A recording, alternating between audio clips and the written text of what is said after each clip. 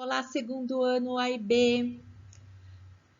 Como nós já finalizamos a apostila de número 3, nós faremos aí umas 2 aulas de revisão até o início da apostila de número 4. Visto que também, na segunda-feira, nós já iniciaremos as provas mensais. Então, nós veremos novamente alguns conceitos.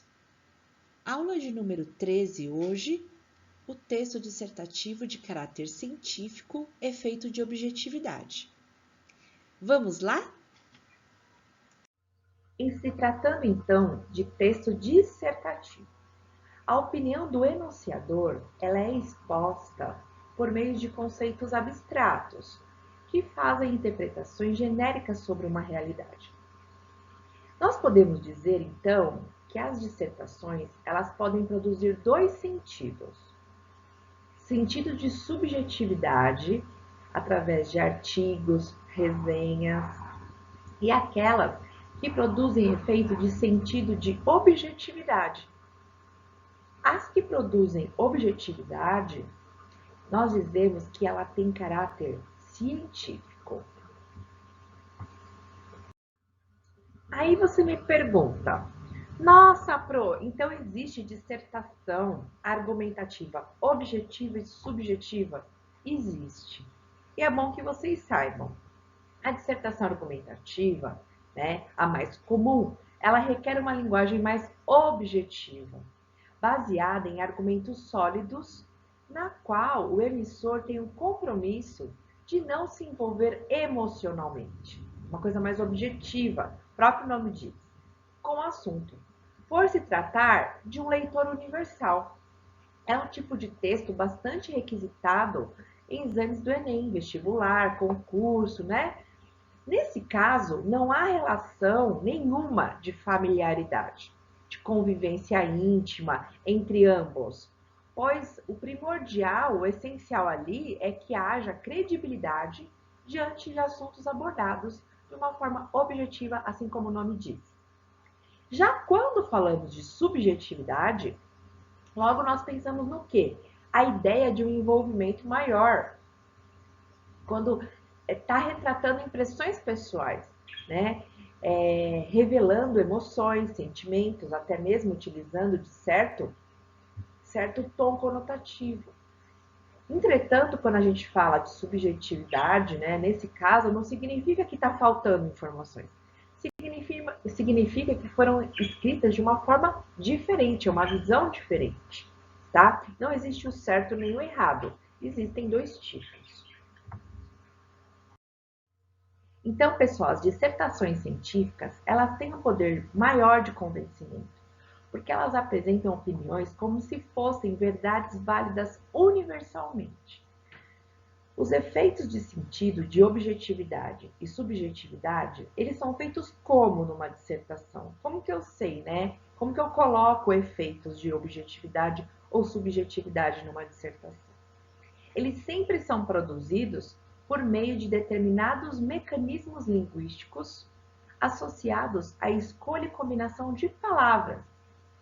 Uma dissertação científica, ela é construída com o emprego de pronomes de terceira pessoa, por exemplo, e ele que cria um efeito de impessoalidade, assim como também verbos no presente, que produzem uma impressão de verdade. Agora vamos na página 8 fazer a leitura do texto para responder às questões 1 e 2. USP fora do topo. Pela primeira vez em 5 anos, a Universidade de São Paulo não figura no ápice do ranking universitário Folha RUF. O posto de liderança foi assumido pela Universidade Federal do Rio de Janeiro. A vantagem da UFRJ sobre a USP, no entanto, é diminuta, 0,43 ponto entre 100 possíveis. A inversão de colocações tem mais impacto simbólico do que acadêmico. A Universidade Paulista, apesar do score excelente, 97,03, já não ocupa a posição de liderança em conteste. E isso decorre de colocar-se acima e à parte das demais universidades brasileiras. A perda da primazia nesse RUF veio porque a USP se recusa a participar do Exame Nacional de Desempenho dos Estudantes, o ENAD. A USP, contudo, não se move. Chegou a ensaiar uma adesão provisória, parcial e condicional ao ENAD, mas voltou a empacar.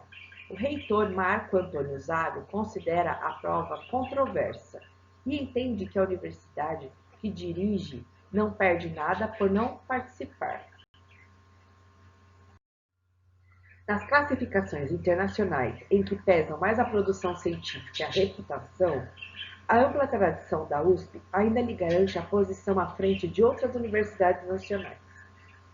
Essa condição, entretanto, não dura para sempre, sobretudo para uma instituição que ainda está por colher os frutos amargos da necessária reforma administrativa e financeira que mal iniciou.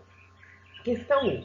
Com base na definição do texto dissertativo, podemos concluir que esse fragmento é: resposta alternativa E, um texto com características dissertativas, pois discute o tema do ranking das universidades, apresentando dados e interpretando-os com efeito de objetividade. Questão 2. Explique a relação que o texto estabelece entre a recusa da USP em participar do ENAD e os resultados do ranking em questão. Como o texto avalia a postura da universidade? Então, segundo o texto, trata-se de uma relação de causa. A USP, ao se recusar a participar do Exame Nacional de Desempenho dos Estudantes, estaria se colocando acima e à parte das demais universidades brasileiras. Isso fez a instituição perder uma posição no RUF.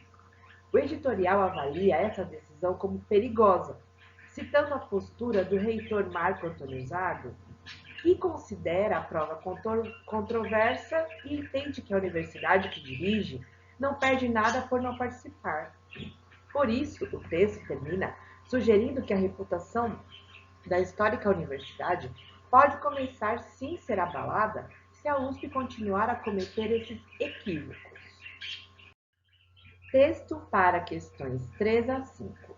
O trecho a seguir foi extraído de Sociologia Mimimi, de autoria de Luiz Felipe Pondé, publicado no caderno Ilustrada da Folha de São Paulo. Leia-o para responder às questões propostas. Você sabe o que é ficar de mimimi? Imagino que sim. Mas posso explicar? Mimimi é o que todo mundo hoje faz porque se ofende fácil e exige algo em troca. Mimimi é derivado do ressentimento. Mas existem dois tipos de mimimi. O do senso comum, frescurinha básica, não vou falar dele aqui, e existe o sofisticado, sustentado em alguma teoria besta derivada da maior picaretagem intelectual dos últimos 250 anos. Refiro-me à famosa teoria picareta, que será comparada por nossos descendentes à leitura medieval de vísceras animais como mapa do futuro, segundo a qual o mundo está dividido entre opressores e oprimidos. Quer um exemplo? Imagine que você dá o seu lugar para uma mulher no metrô. Daí aparece um cara e pergunta para você a razão de você fazer aquilo. Você explica que foi educado dessa forma. Deve-se dar o lugar para mulheres.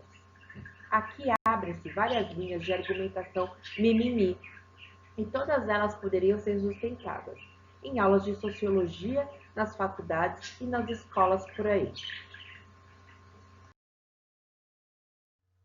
A primeira, a do cara que te interpela, podemos chamar de novíssimo sintoma do mimimi geral, que tomou conta de grande parte das ciências humanas, dominadas pela teoria picareta descrita assim.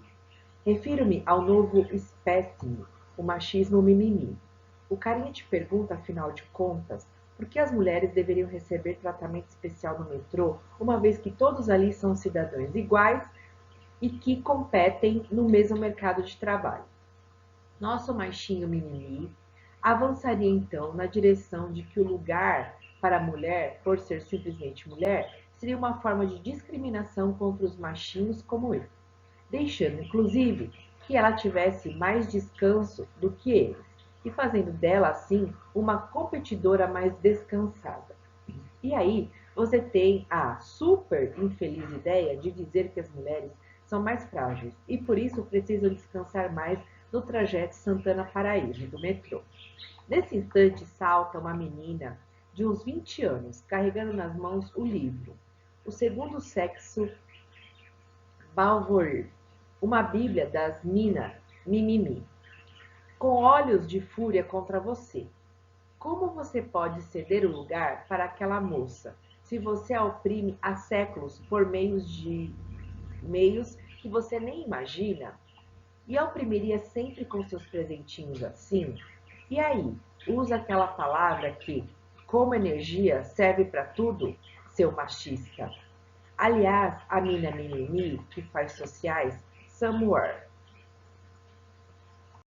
Diz mesmo que o ato de você dar o lugar para a moça que aceitou, agradeceu e sorriu, aquele sorriso que só uma mulher sabe dar, e faz o dia de um cara ficar mais azul, é um ato opressor porque, além de enganá-la com a sua falsa bondade, era um presente por ela aceitar ser oprimida e ficar feliz com seu lugarzinho na linha azul do metrô.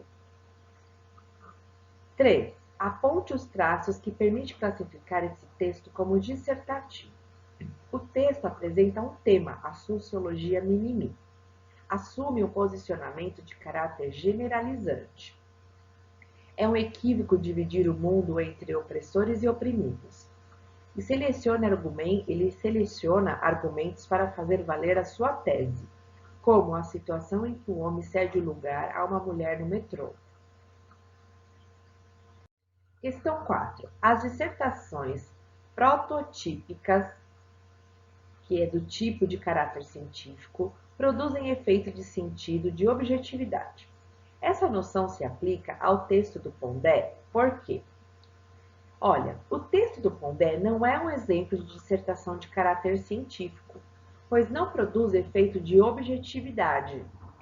Muito pelo contrário, né? Há diversas marcas linguísticas que criam efeito de subjetividade. Subjetividade é aquilo que a gente acha, né? Comuns em artigos de opinião, como os termos francamente, avaliativos como besta qualificando a teoria, picaretagem, fazendo par com o adjetivo picareta. Mais uma vez, qualificando a teoria. O grau de informalidade no uso de palavras como mimimi, carinha, machinho, etc., também é incompatível com o rigor e distanciamento característicos da dissertação científica. Questão 5. Segundo Pondé, a afirmação de que o mundo está dividido entre opressores e oprimidos está fundamentada em uma teoria besta, em uma picaretagem intelectual. Considerando as relações entre homens e mulheres, pobres e ricos, heterossexuais e homossexuais, é possível dizer que há divisão entre opressores e oprimidos? Escreva um parágrafo dissertativo de no máximo 10 linhas, com efeito de objetividade, sem expor o que você acha, tá? Posicionando-se a respeito da questão.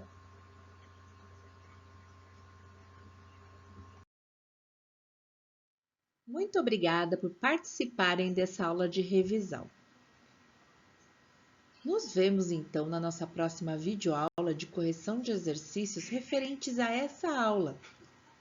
Façam também os novos exercícios que estarão disponíveis. Um grande abraço carinhoso e até!